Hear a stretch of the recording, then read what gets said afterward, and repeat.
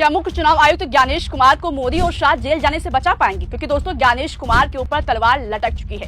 अब उनके सारे कारनामों का घड़ा भर चुका है और उनका जेल जाना लगभग तय हो चुका है। इतनी बड़ी बात हम हवाई में नहीं कह रहे, बल्कि हमारे पास इससे जुड़ी खबर और बयान दोनों मौजूद हैं। हम आपको सुनवाएंगे कि कैसे ज्ञानेश कुमार ने अपने पैरों पर कुल्हाड़ी मार ली है, भाजपा की बी टीम बनकर काम करते करते कैसे जेल जाने की खुद तैयारी कर ली है। लेकिन उससे पहले वो कौन कौन से सबूत हैं जिसकी वजह से ज्ञानेश कुमार सलाखों के पीछे जाने वाले हैं, उसकी बात करते हैं। दोस्तों विपक्ष हमेशा मुख्य चुनाव आयुक्त ज्ञानेश कुमार को सलाह दे रहा था कि अभी भी वक्त है, भाजपा के लिए काम करना बंद कर दीजिए, निष्पक्ष चुनाव करवाइए। लेकिन चुनाव आयोग की नींद नहीं खुली, बल्कि एसआईआर से लेकर वोट चोरी के मामलों में विपक्ष सड़कों पर उतरा, संसद में आवाज उठी, कई बार सुप्रीम कोर्ट में चुनाव आयोग लताड़ा गया, मगर ज्ञानेश साहब सोते रहे। उनकी नींद नहीं खुली, बल्कि बिहार में दोस्तों धांधली की सारी हदें पार कर दी गई है।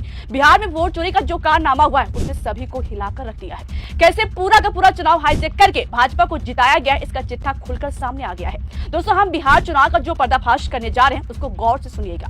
बिहार में 7.42 करोड़ मतदाता है, लेकिन चुनाव आयोग के अनुसार 7.45 करोड़ मतदाताओं ने वोट डाला है। मतलब 100% ज्यादा मतदाताओं ने मतदान किया है, जबकि वोटिंग परसेंटेज 66.67% रहा है। ये परसेंटेज दोनों फेज के चुनाव को मिलाकर है, जिसका चुनाव आयोग ने खुद डेटा जारी किया था। सवाल उठ रहा है कि अचानक 3 लाख वोटर कैसे और कहां से आकर जुड़ गए, आसमान से टपके या फिर जमीन फाड़ कर निकले। सच्चाई यह है कि लगभग 5.02 करोड़ लोगों ने बिहार में मतदान किया है, मगर चुनाव आयोग के डेटा में 7.45 करोड़ लोगों का मतदान बताया जा रहा है। सवाल है कि वोटर्स की संख्या से ज्यादा कैसे मतदान हुआ? क्या दूसरे राज्यों से वोटर्स को बुलाकर वोट डलवाया गया है?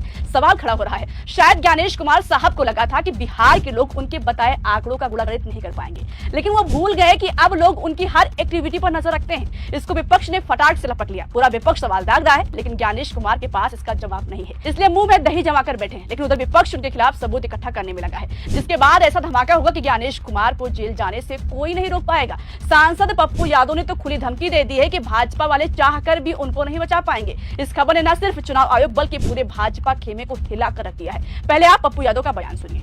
साजिश करके जीते, चोरी करके जीते और ज्ञानेश के दम पर जीते। ज्ञानेश को आज हो कल हो जेल तो जाना ही है, ज्ञानेश नहीं बचेंगे। ज्ञानेश की ताजीवन जेल में बीतेगी आने वाले समय में, आप लिख लो। जितनी बड़ी चोरी उसने की है लोकतांत्रिक व्यवस्था के साथ और संवैधानिक दायित्वों के साथ, सब कुछ सामने में है। एसआईआर है, फिर 22 लाख वोटर को जोड़ने का है, फिर जीविका को आप चुनाव आयोग में आपने जिम्मेदारी भी दे दी, उसके अकाउंट में पैसे भी दे दिए, वाह रे वाह। और 6 तारीख को और 22 लाख वोटर को जो जोड़ा वो भी पता नहीं, 14 लाख लगभग फर्जी वोटर, 7 करोड़ 42 लाख दिखा रहे हो एसआईआर के बाद, और चुनाव वोट में गिर गए 7 करोड़ 45 लाख।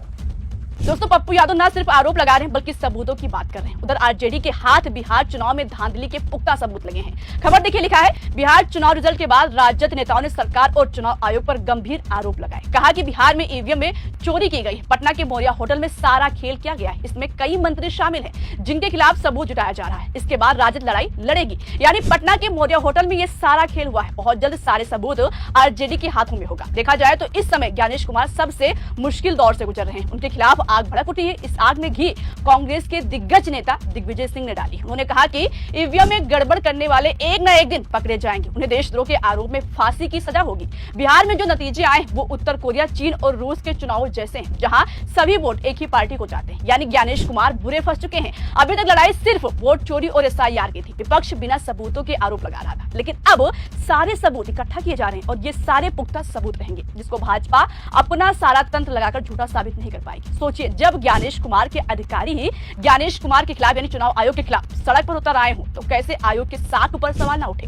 12 राज्यों में हो रही एसआईआर ने मोदी, शाह और ज्ञानेश कुमार के लिए गंभीर संकट खड़ा कर दिया है। इस प्रक्रिया से बूथ लेवल अधिकारी यानी बीएलओ और आम मतदाताओं पर भारी दबाव पड़ रहा है, जिसके चलते अब तक कम से कम 8 मौतें हो चुकी हैं, जिनमें 2 बीएलओ ने आत्महत्या कर ली है। जिसके बाद से कर्मचारी संगठनों ने एसआईआर कार्य का बहिष्कार शुरू कर दिया है, जबकि विपक्षी दल सुप्रीम कोर्ट का रुख कर रहे हैं। हालांकि चुनाव आयोग सिर्फ इतनी बात करके लेकर अपना पल्ला झाड़ रहा है कि एसआईआर के दौरान किसी पर कोई दबाव नहीं डाला जा रहा है, लेकिन अपनी जान देने वाले अधिकारी ने खुद सुसाइड नोट में प्रेशर वजह बताई है, जिसने पूरे देश को हिलाकर रख दिया है।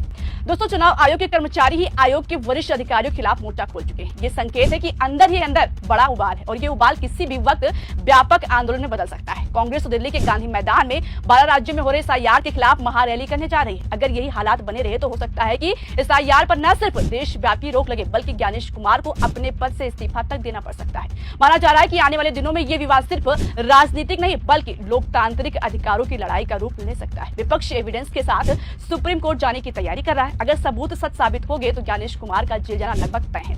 पप्पू यादव जैसे नेता ने दावा कर दिया है कि आज नहीं कल ज्ञानेश कुमार को जेल जाने से कोई नहीं रोक पाएगा।